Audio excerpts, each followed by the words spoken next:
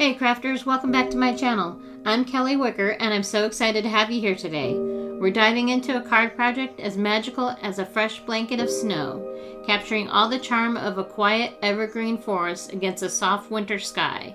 This is such a fun and simple card to make, perfect for the season. So grab a warm drink, settle in, and let's jump into some cozy winter card making magic together, y'all.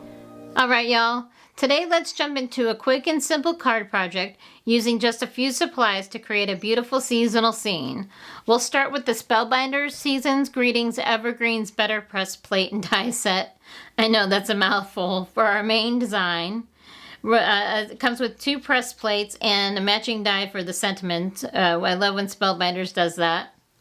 And then we'll be using the largest die from Spellbinders in the A2 Matting Basics A die set to get the panel sized perfectly. And then for the card panel, we'll work on a BetterPress cotton card panel in Pebble, which adds a nice subtle texture. And then to color the trees, we're going to use 3 Distress Oxide inks and greens. We're going to be using crushed olive, mowed lawn, and pine needles. And then for a nice layered look. For the background, we're going to be using, we're going to blend in Spun Sugar and Stormy Sky to create a soft dimensional sky.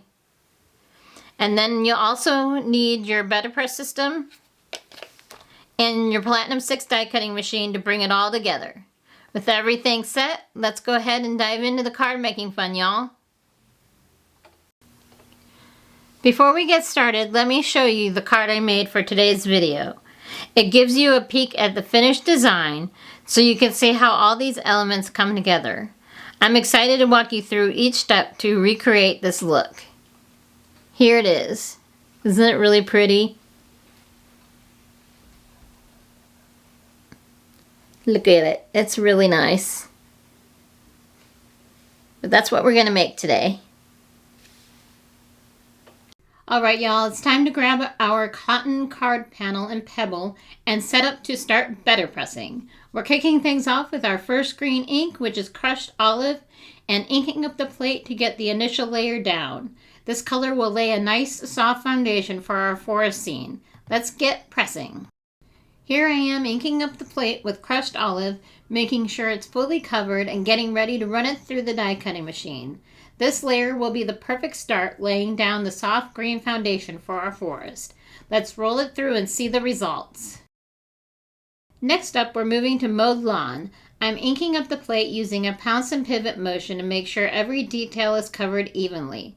This layer will add a richer green to our scene, giving our forest more depth. Let's get ready to press.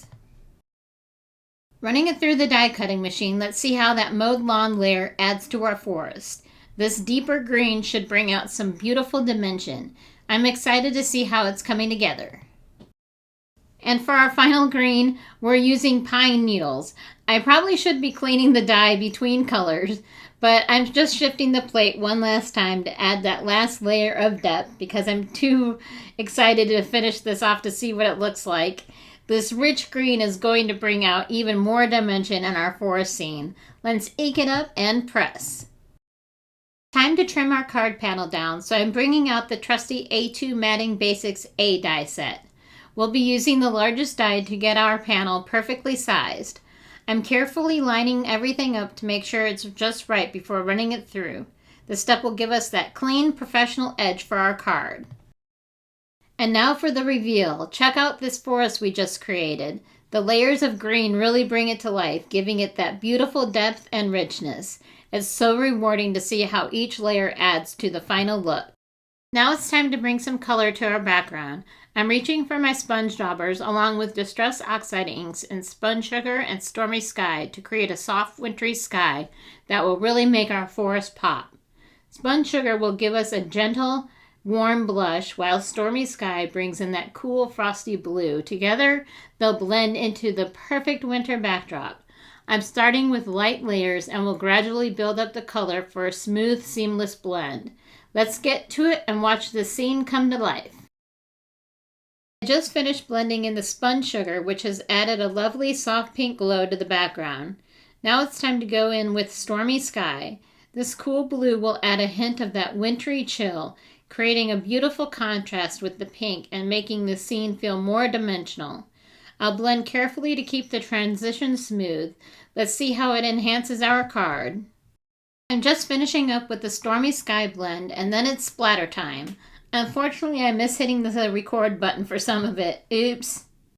With the record button back on, I grabbed my Spellbinders Splatter White to create that snowy effect, and went in for a second round of splattering, because honestly, splattering is just so fun. It really adds that extra bit of texture and brings our winter scene to life. These little snow-like flecks make all the difference on this card panel. I'm using a paper towel to gently dab the splatters, helping them dry quickly and stay crisp on the panel. It's looking great. It's time to grab our Hammermill cardstock to create a landscape card. Something a little different for me, as I usually stick to top-folded note cards. I'm starting by folding the cardstock in half and scoring it at 4 1/4 to get that nice clean fold. This layout will be a fun change. Next, I bring out my paper trimmer and cut it at 5 1/2 inches, creating 2 perfectly sized landscape cards. This way I have an extra card base ready to go for the next project. Now it's time to attach our card panel to the card base using the Spellbinders tape runner. I like to stand up to line things up just right, so apologies if my head sneaks into the shot. This step ensures everything is perfectly aligned for a polished finish. I found the perfect spot, so let's go ahead and commit. With the panel secured, we're almost done with our card. Just a few final touches and this winter scene will be complete. While I'm putting the sentiment together, I'd love to know, do you guys enjoy winter? I'm especially looking forward to the cooler weather since I'm here in Texas, where it's usually so warm. Let me know in the comments if winter is your season or if you're more of a summer fan. I'm grabbing my scrapbook adhesives and adding a few small foam squares to the back of my sentiment to give it a bit of dimension. As I get ready to place it onto the card, I have to laugh. Just looking at this frosty scene is making me feel chilly. It's really bringing that winter vibe to life. Placing the sentiment down, and yes, I know you all can see my boop dish. Front and center, of course. I had to have my boop dish for all my embellishments.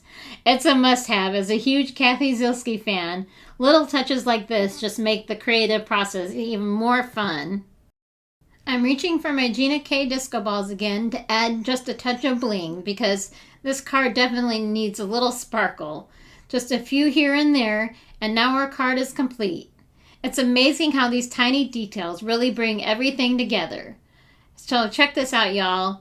Do you love it? I do.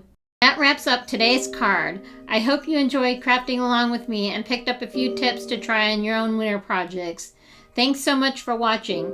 If you enjoyed this video, be sure to give it a thumbs up and don't forget to subscribe for more card making fun.